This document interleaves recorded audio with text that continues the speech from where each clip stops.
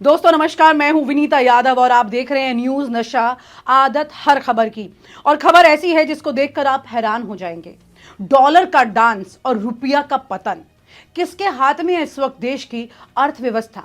कोई कभी कुछ बहुत कहा करता था, लेकिन आज क्या हुआ देखना ये होगा। और इस खबर में आपको पूरी रिपोर्ट मिलने वाली है। नमस्कार दोस्तों, आज हम आपको एक ऐसी कहानी सुनाने वाले हैं जो कि सच है, बिल्कुल सच, जो हर भारतीय के दिल को छू रही है। एक वक्त था जब रुपए की गिरावट को देश की इज्जत का सवाल कहा जाता था, और आज वही गिरावट हमारे प्रधानमंत्री जी की चुप्पी का जवाब मांग रही है। आइए जानते हैं कैसे डॉलर नाच रहा है और रुपया पस्त हो रहा है।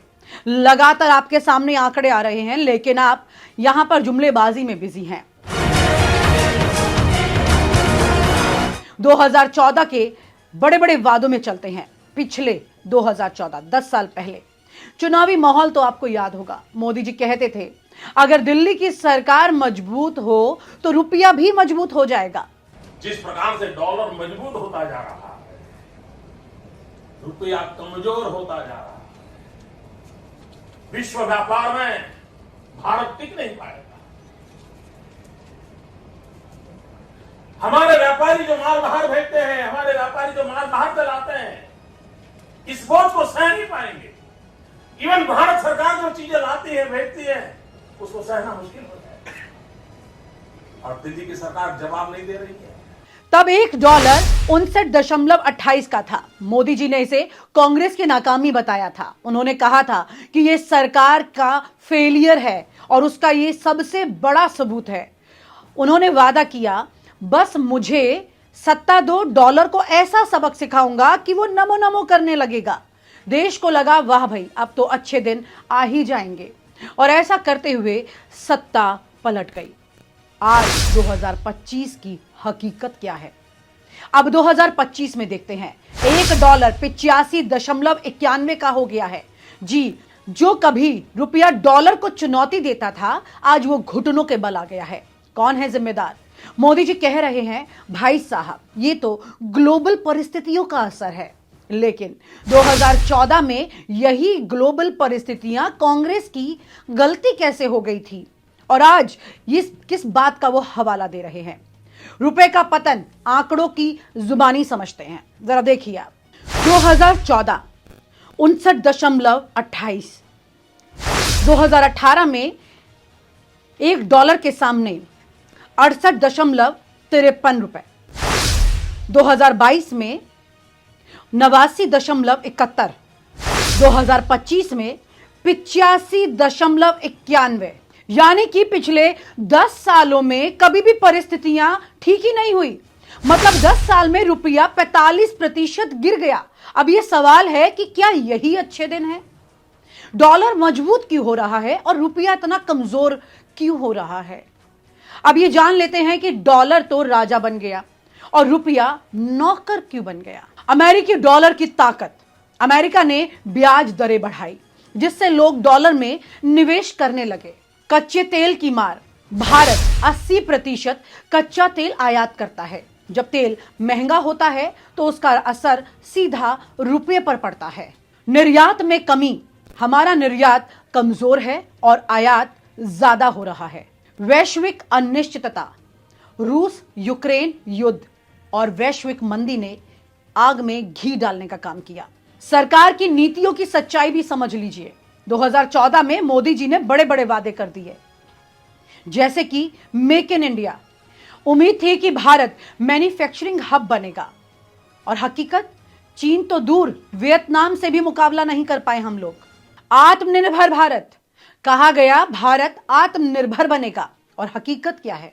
अभी 80% तेल आयात कर रहे हैं। रिजर्व बैंक का इंटरफेरेंस। आरबीआई ने डॉलर को संभालने के लिए विदेशी मुद्रा का भंडार का इस्तेमाल किया, और हकीकत क्या है?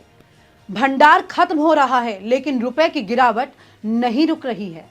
आम जनता पर असर। महंगाई डायन खाई जात है, ये तो आपने खूब सुना होगा, और यही सच है। अब बात करते हैं रुपए की गिरावट का आम जनता पर किस तरह से असर पड़ा है। ध्यान से समझिएगा इस पूरी रिपोर्ट को। पेट्रोल डीजल की कीमतें 2014 में पेट्रोल 65 का था, अब 110 के पार हो चुका है। गैस सिलेंडर, आपको याद होगा कैसे टीवी चैनल ये महंगाई होते ही आम जनता तक पहुंच जाते थे, लेकिन अब चुप्पी है। 2014 में 400 का सिलेंडर था जो अब 1200 का हो चुका है, दुगने से भी कहीं ज्यादा। आयातित सामान, मोबाइल, लैपटॉप, दवाइयां, सब कुछ महंगे हो चुके हैं। विदेश में पढ़ाई और घूमना, अब विदेश में पढ़ाई का सपना या हनीमून का प्लान भी छोड़ दीजिए, क्योंकि वो भी बहुत महंगा हो चुका है। और अगर आप जाने की तैयारी कर चुके होंगे तो आप पहले हिसाब लगा के देख चुके होंगे। मोदी जी के पुराने वादे बनाम आज की हकीकत क्या है, ये समझिए। मोदी जी ने कहा था डॉलर के मुकाबले रुपया मजबूत होगा, देश का गौरव बढ़ेगा, महंगाई कम होगी। लेकिन आज की सच्चाई, डॉलर का भाव आसमान छू रहा है, महंगाई बेलगाम है, रोजगार की हालत खराब है, सरकार का बचाव, ताली हमारी गाली आपकी। सरकार जब कुछ अच्छा करती है तो खुद को क्रेडिट देना कभी नहीं भूलती है। जगह जगह पोस्टर लगवाए जाते हैं, करोड़ों के विज्ञापन छापे जाते हैं, लेकिन जब रुपए की गिरावट होती है तो कहती है कि भाई ये तो वैश्विक परिस्थितियां हैं। आपको याद होगा वित्त मंत्री निर्मला सीतारमण ने यही सब कुछ कहा था, ऑन रिकॉर्ड है पार्लियामेंट में। 2014 में यही वैश्विक परिस्थितियां कांग्रेस की गलती थी, तो अब क्यों नहीं मोदी सरकार इसे अपनी गलती मानती कि वो इससे निपट नहीं पाई? क्या उम्मीद बचती है अब, ये भी सुनिए। अब सवाल यह है कि आगे क्या होगा। आयात पर निर्भरता कम करें, हमें आत्मनिर्भर भारत की तरफ बढ़ना पड़ेगा, हालांकि इसमें सरकार का कोई सहयोग आपको नहीं मिलेगा। निर्यात बढ़ाएं, भारत को मैन्युफैक्चरिंग और तकनीक क्षेत्र में निवेश करना जरूरी है। वैश्विक संबंध मजबूत करें, जिसमें बड़ी मुंह की खानी पड़ रही है। वैश्विक बाजार में अपनी स्थिति को मजबूत करना हमारे लिए आज बेहद जरूरी हो चुका है। सरकार से कई सवाल उठते हैं इस बीच। जब रुपए की गिरावट 2014 में कांग्रेस की गलती थी, तो अब मोदी सरकार को भी अपनी गलती मान लेनी चाहिए। महंगाई पर काबू कब होगा, इसका जवाब भी शायद उनके पास अभी नहीं है। राजनीति में लगे हैं, रोजगार के अवसर नहीं बढ़े हैं, तो महंगाई भी कंट्रोल कैसे होगी? क्योंकि मैन्युफैक्चरिंग और आत्मनिर्भर भारत तो रो रहा है, डॉलर नाच रहा है और रुपया कैसे सिसक सिसक कर रो रहा है, वो आप देख रहे हैं। दोस्तों, रुपए की गिरावट आर्थिक समस्या नहीं है, ये सरकार की नीतियों और उनकी प्राथमिकताओं की सच्चाई को दिखाती है। अगर सरकार ने जल्द ही ठोस कदम नहीं उठाए तो अगला चुनाव रुपए के गिरने और जनता के गुस्से से भरा होगा। तो अगली बार जब पेट्रोल पंप पर बिल देते वक्त आपकी जेब हल्की हो जाए तो याद रखना कि ये सिर्फ रुपए की गिरावट नहीं है, बल्कि सरकार की जिम्मेदारी की गिरावट है। आइए आपको साथ ये बता देते हैं कि इस देश का कौन सा प्रधानमंत्री ऐसा है जिसने रुपए की गरिमा को गिरने नहीं दिया, और किसने इस गरिमा को सबसे ज्यादा गिराया, जिसने इसे गरिमा का सवाल बना दिया। आइए पहले आप ये पूरी कहानी सुनिए, रुपए की कहानी। किसने गिराई मुद्रा की गरिमा? भारत की अर्थव्यवस्था और उसकी मुद्रा रुपया देश की नीतियों और वैश्विक परिस्थितियों का एक पूरा आईना होता है। आजादी के समय ये $1 पर 3.31 रुपए था, लेकिन आज ये 87 रुपए छू रहा है। आइए जानते हैं कि किस प्रधानमंत्री के समय रुपए ने कैसे हालात देखे हैं। बात करते हैं जवाहरलाल नेहरू की। 1947 से 1964 नेहरू जी ने 17 साल देश संभाला। उनके समय रुपए में हल्की गिरावट आई, रुपया 3.31 से 4.76 तक गिरा। गिरावट ₹1.45 की थी, सिर्फ 2%। यह शुरुआती आर्थिक नीतियों और विदेशी कर्ज का असर था। जब हमारा देश आजाद ही हुआ था, तमाम बोझ थे। उसके बाद लाल बहादुर शास्त्री 1964 से 1966, शास्त्री जी के समय रुपया बिल्कुल भी नहीं गिरा। रुपया 4.76 रुपए था। वो एकमात्र प्रधानमंत्री थे जिनके कार्यकाल में रुपए ने अपनी गरिमा बनाई रखी और कभी भी % भी नहीं गिरा। इंदिरा गांधी की बात करते 1966 से 1977, 1980 से 1984। इंदिरा गांधी के समय रुपए की गिरावट में 2 कार्यकालों में काफी कुछ देखा गया। रुपया 4.76 से 12 रुपए, गिरावट 7.24 यानी कि 11% गिरा। तेल संकट और आर्थिक अस्थिरता के कारण यह गिरावट हुई। राजीव गांधी 1984 से 1989, रुपया 12 से 17 रुपए, गिरावट 5 रुपए गिरा, यानी कि 6% गिरावट यहां पर हुई। उनके समय भारी आयात और बढ़ता घाटा रुपए पर असर डालता गया। उसके बाद बात करते हैं हमारे देश के प्रधानमंत्री नरसिम्हा राव की। 1991 से 1996 तक रुपया 23 से 36 रुपए गिरावट कितनी रही? 17%, 13 रुपए गिरा।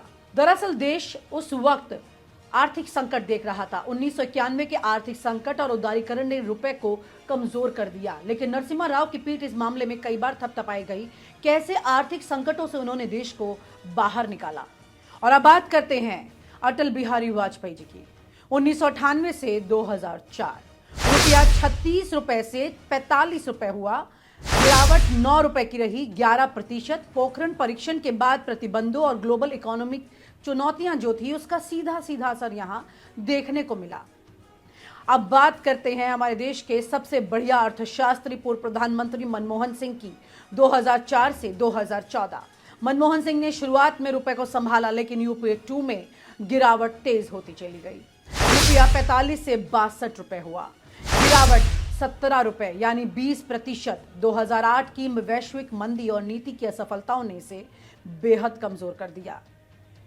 और अब बात वर्तमान प्रधानमंत्री की। 2014 से वर्तमान प्रधानमंत्री मोदी जी के समय रुपए ने सबसे ज्यादा गिरावट देखी। रुपया 62 से 87 रुपए, 25 रुपए गिरा, 30%। ये 30% की गिरावट की वजह रही कोविड-19, चीन से व्यापार घाटा और बढ़ता तेल आयात इसके बड़े कारण रहे। इसमें अमेरिका भी तेल आयात में एक मामले में नजर आता है, यानी कि जो रिश्ते विदेश के साथ होने चाहिए थे उसको लेकर ये परेशानियां रही। शास्त्री जी को छोड़कर हर प्रधानमंत्री के समय में रुपए गिरा है। मोदी जी के कार्यकाल में ये सबसे ज्यादा गिरा है। तो गरिमा का सवाल कहां है, ये सुनिए। शास्त्री जी रुपए की गरिमा को बचाने वाले एकमात्र प्रधानमंत्री थे। मोदी जी रुपए की गिरावट में सबसे बड़ा योगदान दे रहे हैं, 30%। ये कहानी हमें याद दिलाती है कि रुपए की मजबूती के लिए स्थिर नीतियों और आर्थिक संतुलन की कितनी ज्यादा जरूरत होती है। और अगर ये गरिमा का सवाल है तो मोदी जी आपके ही कार्यकाल में ये गरिमा सबसे ज्यादा गिरी है। धन्यवाद। न्यूज नशा की इस रिपोर्ट पर आप सोचिएगा और अपने कमेंट भी जरूर कीजिएगा। और आप हमसे जुड़े रहने के लिए सब्सक्राइब करें YouTube पर, फॉलो करें Twitter पर और लाइक करें Facebook पर। और ज्यादा जानकारी के लिए आपको टाइप करना होगा सिर्फ न्यूज नशा।